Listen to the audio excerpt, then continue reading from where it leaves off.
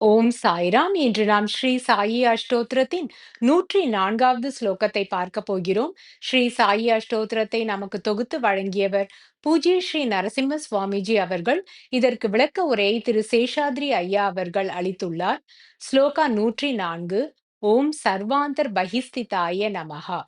ஸ்ரீ சாயி பாபா இறை அனுபவம் பெற்றவர். அவர் சர்வ வியாபி.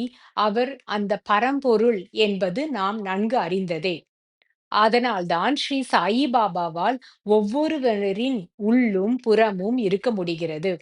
கிருஷ்ண பரமாத்மா அர்ஜுனனிடம் கூறுகிறார், நானே அனைவரின் இதயத்திலும் உறைகிறேன் என்று.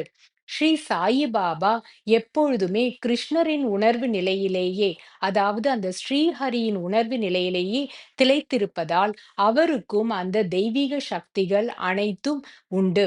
அந்த தெய்வீக சக்திகள் கிடைக்கப்பெற்ற ஸ்ரீ சாயி பாபா அவ்வப்பொழுது தானே அனைவரிலும் உறைகின்ற ஆன்மா என்று குறிப்பிடுவதும் உண்டு.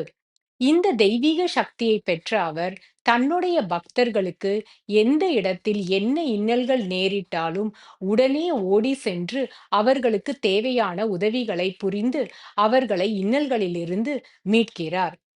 நம்முடைய உடலானது அழிவிற்கு உட்படக்கூடியது. இது அற்பமான ஒரு உடல். ஆனால் ஸ்ரீ சாயி பாபாவின் உடலோ அது தெய்வீக தன்மை பொருந்தியது. அது அழிவிற்கு அப்பாற்பட்டது. நம்மால் ஒரு வேளையில் ஒரு இடத்தில் மட்டுமே இருக்க முடியும்.